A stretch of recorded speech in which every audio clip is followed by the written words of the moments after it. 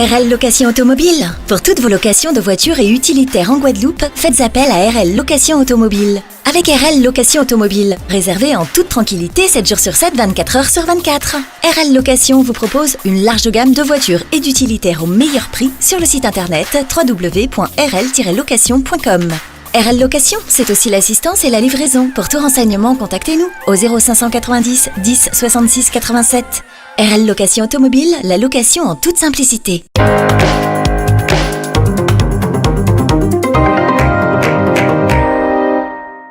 Jamais dans l'histoire des Jeux Olympiques on avait autant parlé de sécurité, mais les menaces d'attentats obligent le gouvernement à prendre diverses mesures pour assurer la sécurité du territoire lors de ces Jeux. 30 000 policiers et gendarmes renforcés par 15 000 militaires sont attendus. Le président de la République a même évoqué un plan C et B en cas de menaces terroristes. Cependant, les organisateurs, y compris la ministre des Sports que nous avons interrogée, se montrent plutôt rassurants sur le sujet. Où est-ce que vous voulez que je me mette là? Pas trop loin, président. Pas trop loin. Pas trop loin parce que vous n'avez pas le bras long, c'est ça? Oui, voilà, c'est ça. Regardez, vos collègues sont équipés, ils ont des perches. Président. Et bons ouvriers. Première question, président. La tâche n'est pas trop lourde, trop difficile avant ces JO? Non, la tâche, je trouve que même qu'elle est exaltante. C'est vrai qu'il y a beaucoup de choses à faire, mais on attend ces Jeux depuis 100 ans. Les Jeux Olympiques, c'est un moment extraordinaire. Les avoir dans notre pays, c'est un engouement. Les athlètes français sont prêts, on les voit performants. Nous, notre rôle au CNOSF, c'est de gérer, de préparer l'équipe olympique, de mobiliser, de valoriser l'ensemble de nos athlètes. Et c'est ce qu'on est en train de faire, donc on sera prêts. Et notre objectif, c'est de les mettre dans les meilleures conditions pour qu'ils performent, mais aujourd'hui, ils sont avec leurs entraîneurs, avec leur fédération française, avec et voilà, on les voit tourner vers l'objectif. Donc nous, on est là pour mettre l'environnement pour qu'ils performent. Tout le monde se pose la question, est-ce que logistiquement, la France sera prête? Nous serons prêts. Tout a été anticipé. On a anticipé sur les aspects logistiques, sur les aspects des tenues, parce que quand vous avez 560 athlètes, 650 accompagnants, plus de 1200 personnes, il y a quand même un petit peu de logistique à gérer derrière tout ça. Il y a aussi de mettre en place des conditions, comme on a au lycée Marcel Cachin, où on a cette capacité finalement à pouvoir concrètement offrir des capacités d'entraînement dédiées, calmes à l'ensemble de nos athlètes. Donc on a essayé de faire en sorte que l'avantage maison, on va pas paraphraser les Anglais en disant le home advantage, mais l'avantage maison soit une vraie réalité et vraiment tout a été mis dans le détail parce que les médailles olympiques, elles se jouent souvent à très peu de choses. Et puis c'est une dynamique de groupe, donc on croit à la dynamique de groupe.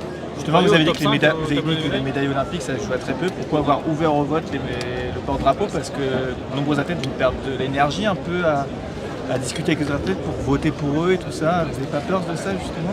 Alors, c'est un petit risque, mais même si ce n'était pas eux qui votaient, et si ça avait été un corps électoral un peu différent, comme la dernière fois où c'était des représentants des athlètes qui votaient, mais il y avait quand même des athlètes qui votaient, mais pas tous, il y a une sorte de campagne quand même. Le but, quand même, c'est que nos athlètes soient champions olympiques, et pas qu'ils dépensent toute l'énergie pour être porte-drapeau, mais on a des capacités à avoir plein de porte-drapeaux dans le sport français. Et je trouve plutôt sain qu'il y ait une forte mobilisation pour être porte-drapeau auprès de beaucoup d'athlètes. Justement pour faire top 5. Ah oui, c'est tout à fait réaliste. C'est tout à fait réaliste parce qu'on le voit d'abord statistiquement. Quand on est à la maison, les comités nationaux olympiques à haute ont toujours eu des meilleurs résultats pour deux raisons. D'abord, concrètement, les 2/3 des places pour les Jeux Olympiques ont été vendues à des Français. Donc il y aura une ambiance tricolore. On a au CNOSF des metteurs d'ambiance dans chacun des stades. Donc c'est comme un match de foot. Quand on est à l'extérieur ou à domicile, c'est pas pareil. Et là, on sera à domicile, c'est pas pareil. Et il faut dire aussi que deuxième élément, on a eu collectivement plus de moyens. L'État a été au rendez-vous pour aussi mettre plus de moyens au sport français et pas que dans la dernière ligne droite. Depuis plusieurs années, et on a pu vraiment préparer nos Jeux Olympiques avec vraiment plus de moyens, tournés vers la performance. Et donc c'est pour ça qu'on pense que le top 5 est atteignable. Et regardez le nombre d'athlètes. Nous serons sans doute la deuxième délégation en taille, derrière les États-Unis et sans doute devant la Chine. Des athlètes qui vraiment performent aujourd'hui. Quand vous voyez nos athlètes, ils performent. Donc oui, nous sommes confiants, mais ça reste le rendez-vous d'un athlète avec un jour J. Et il y en a qui se transcendent ce jour-là et d'autres qui peuvent malheureusement pas être au rendez-vous. Mais Votre homologue anglais s'est dit aujourd'hui un peu inquiet de la cérémonie d'ouverture. Est-ce que vous pouvez comprendre ces inquiétudes à 3 mois de cette cérémonie ? Qu'il y ait certaines formes d'inquiétude, naturellement, c'est pas illogique, mais nous faisons confiance au gouvernement. À un moment, tout le monde ne peut pas s'occuper de tout. Les missions de sécurité, de contrôle de la sécurité publique, c'est le rôle du gouvernement. Et moi, je fais confiance au ministre de l'Intérieur, au gouvernement, pour prendre les bonnes décisions sur ce sujet. Donc, j'ai pas de doute que tout sera sécurisé. Hier, vous avez regretté à Olympie l'initiative de Sébastien Coe de donner des primes aux athlètes médaillés, qu'une fédération puisse récompenser financièrement des athlètes. Est-ce que vous pouvez nous expliquer pourquoi vous estimez que cette initiative n'est pas bonne ? Alors oui, j'ai pu m'exprimer avec Jean-Christophe Rolland, le président de la Fédération Fédération internationale d'aviron, et après consultation de beaucoup de mes collègues présidents de Fédération internationale. D'abord parce que c'est un changement, si ça devait aller jusqu'au bout, quelque part des valeurs olympiques. Depuis le début, les champions olympiques ne touchent pas d'argent.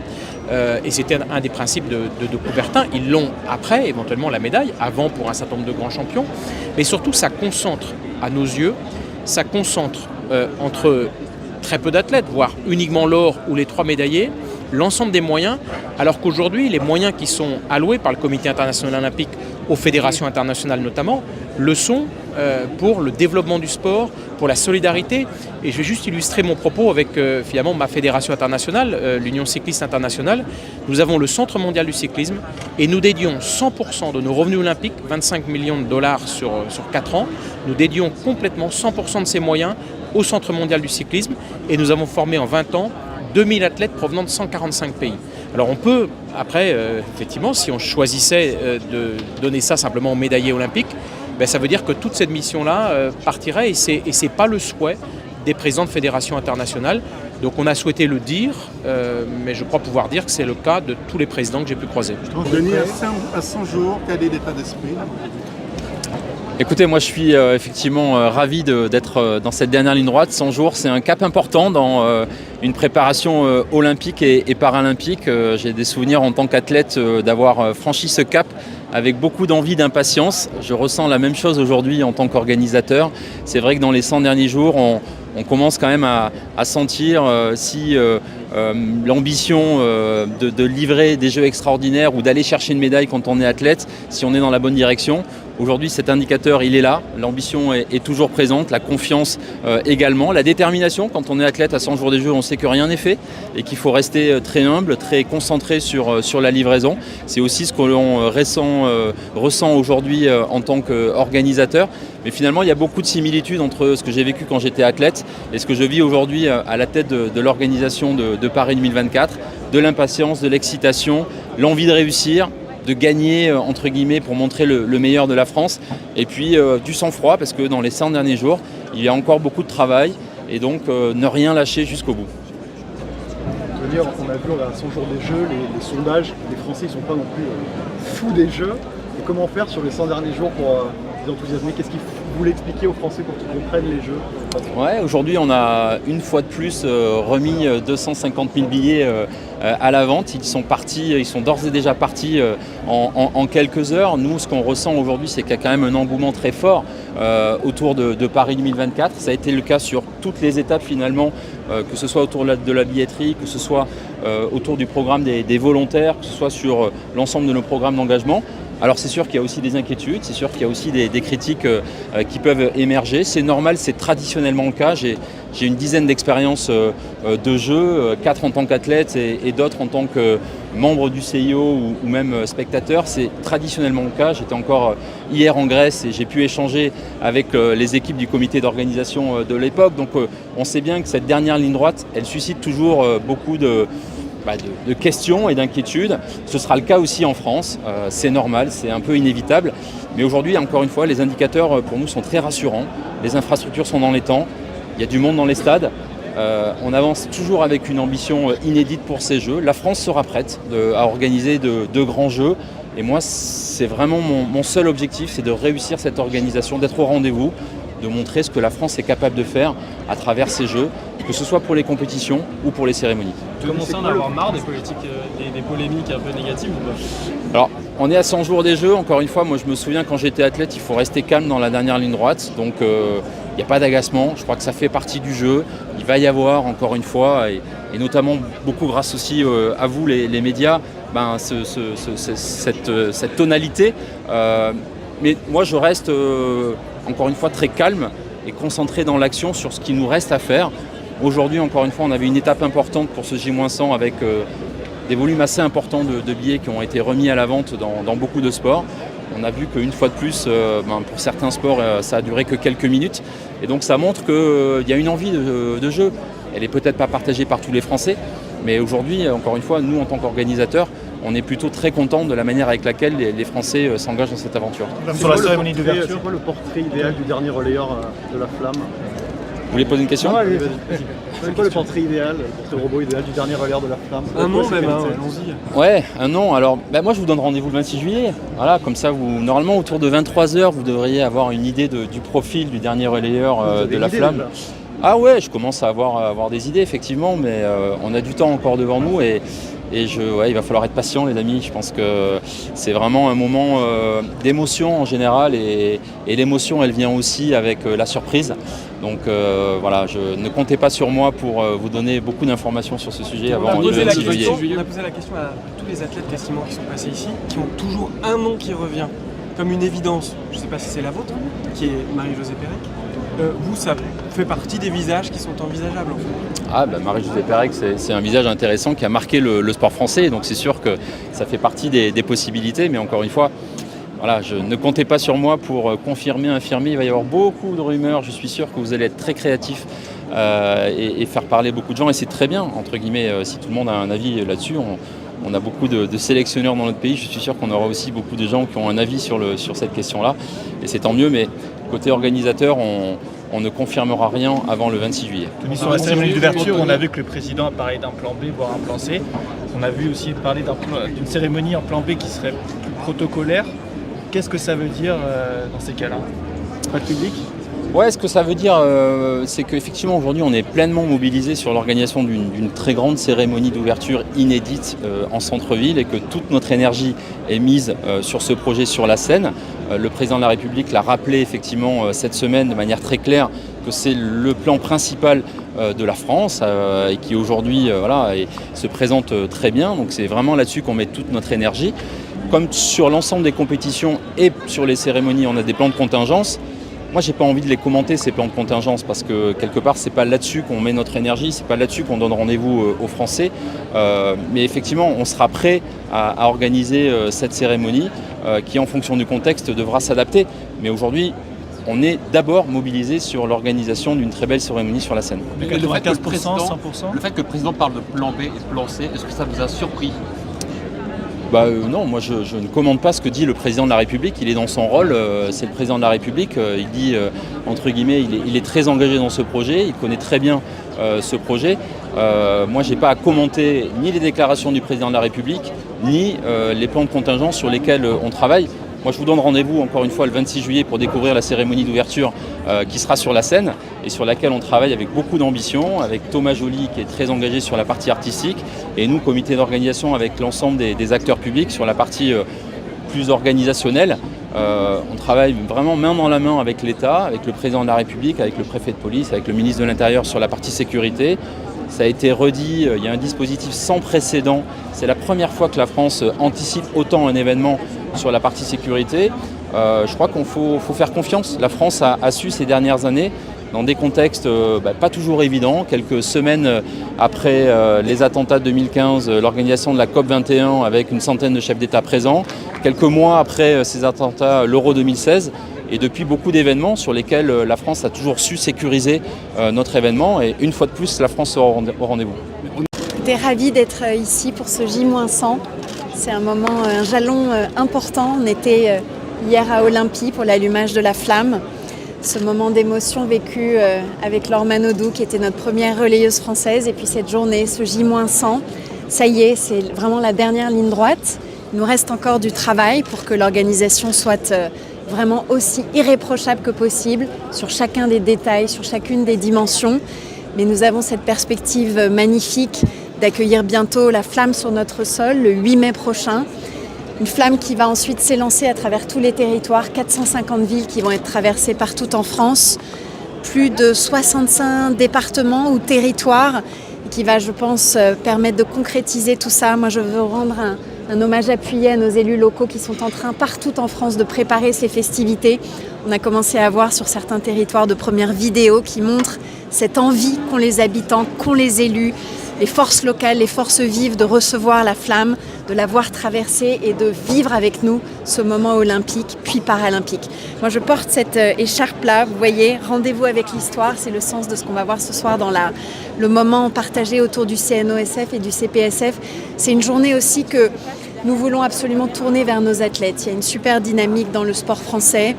Nos athlètes doivent vraiment avoir conscience qu'ils ont tout pour avoir la plus grande des confiances en eux. On est au rendez-vous de nos objectifs. Dans les Jeux, il y a toujours des surprises. Ils peuvent aussi être ces surprises-là. Et on a tous à cœur de les encourager. On sera au rendez-vous de l'organisation.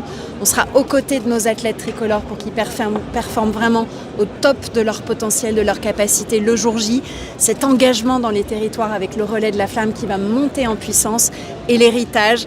On a beaucoup travaillé dans les derniers mois pour être au rendez-vous là aussi de cette dimension matérielle, mais aussi de cette dimension immatérielle avec la grande cause nationale dédiée pour la première fois en 46 ans à la promotion de l'activité physique et sportive. On veut être cette nation sportive qu'on a absolument tout pour devenir. Quand on voit les sondages, Madame la Ministre, on voit que les Français ne sont pas encore totalement enflammés par les Jeux. Comment faire justement sur les 100 derniers jours qu'ils s'enflamment? Je pense qu'on a besoin de rassurer encore sur un certain nombre de dimensions. Moi, ça ne me pose aucun problème de le dire. C'est notre travail. Moi, je sais que les Français ont envie qu'on soit parfaitement au rendez-vous de la sécurité, des transports, de l'accessibilité pour les personnes en situation de handicap. On a fait des progrès considérables dans les dernières années, dans les derniers mois. Chaque semaine est importante. Dans ce J-100, il n'y aura pas un seul jour de repos. On continue pour être vraiment au meilleur de ce qu'on peut livrer pour le jour J. Mais je retiens aussi que dans les récentes enquêtes d'opinion, on voit que les 2/3 des Français sont impatients de suivre tout ou partie des épreuves. Ça va ne faire que monter en puissance. Je pense qu'il y a de plus en plus de voix qui s'élèvent parce qu'on a cette chance extraordinaire. Il faut qu'on soit à la hauteur. Il faut qu'on mesure le bonheur qui est le nôtre. Il ne faut pas qu'on ait des regrets de s'être réjouis trop tard. Moi, je déjeunais avec un panel d'athlètes ce midi, olympiques et paralympiques, et ce qu'ils me disaient avec une forme de candeur qui était vraiment hyper agréable à entendre, c'est mais on a une chance incroyable. C'est ici, maintenant, c'est notre pays, c'est nous, on est là. On va vraiment tout faire pour que ça soit la plus grande fête possible, donner le meilleur de nous-mêmes.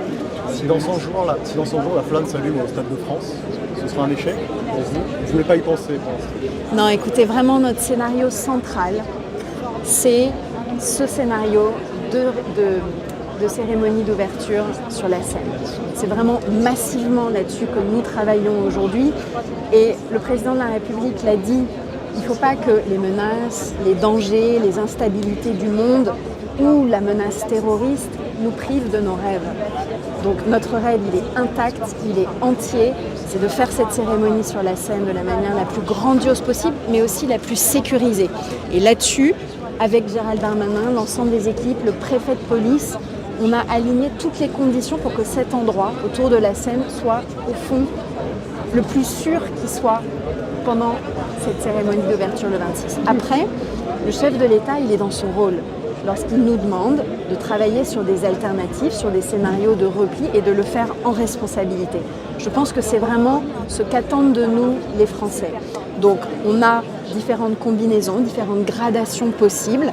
C'est encore une fois notre responsabilité en tant que dirigeants, en tant que gouvernement, en tant que comité d'organisation, en équipe, de préparer tout ça, d'anticiper, d'être prêt pour toutes les éventualités. Mais je le redis, on veut au contraire montrer cette image la plus audacieuse, la plus ouverte possible de notre pays. Cette cérémonie sera magnifique. C'est 90% sur la scène et les facteurs, ça peut être sans public, ça peut être avec le public, réduire le public. Oui, alors vous savez, moi j'avais parlé de plan bis parce qu'en fait dans notre plan central qui est sur la scène, oui, mais j'y viens. Dans le plan central qui est ce plan sur la scène, on a des variables d'ajustement. La jauge en a été une. Les modalités d'invitation est un autre exemple de tout cela, avec ce système de places offertes où on s'appuie sur une série de collectivités ou le mouvement sportif, le comité d'organisation qui joue le rôle de tiers de confiance.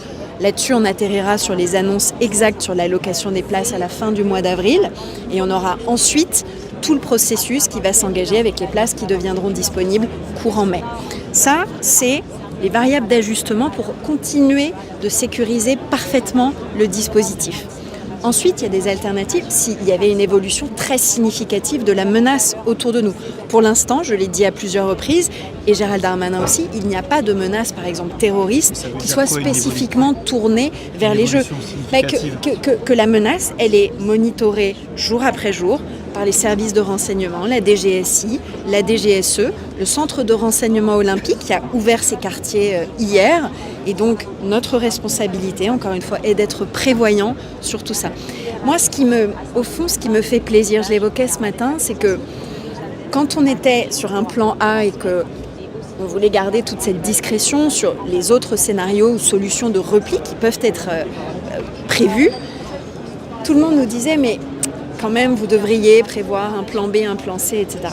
Le chef de l'État a confirmé l'état d'esprit, l'esprit de responsabilité dans lequel on travaille. Et maintenant, voilà, tout le monde dit, mais quand même, le plan A. Ben, bien sûr, un plan A, un plan central, c'est là-dessus que nous travaillons. On est en équipe, les équipes de sécurité, la direction artistique, pour que le spectacle sur la scène soit le plus grandiose possible. Encore une fois, il y a des gradations, il y a une agilité à avoir, jusqu'à la dernière minute. Comment vous expliquez que la maire de Paris expliquait qu'elle n'était pas au courant des éventuels plans B que le président a évoqué? Non, vous savez, la mairie de Paris s'est toujours félicitée de la fluidité des relations avec la préfecture de police, avec le ministre de l'Intérieur. Donc il n'y a aucune raison de s'éloigner de cette logique-là aujourd'hui. Encore une fois, nous, en équipe, on travaille sur ce plan central qui est la scène. Voilà.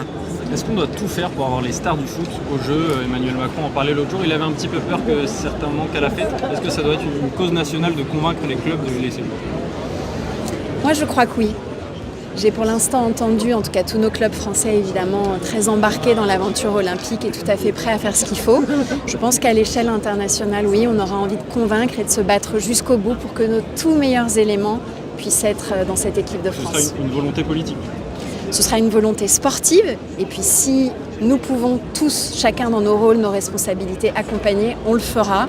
Le président de la République l'a dit, moi je le confirme, on sera absolument derrière la fédération, derrière Thierry Henry pour essayer de composer la meilleure équipe possible. Ce sera son choix de sélectionneur et après à nous globalement d'être persévérants jusqu'à ce qu'on nous dise oui. Globalement, vous rassurez les touristes qui viendront pour ces Jeux Olympiques à Paris que tout sera bien.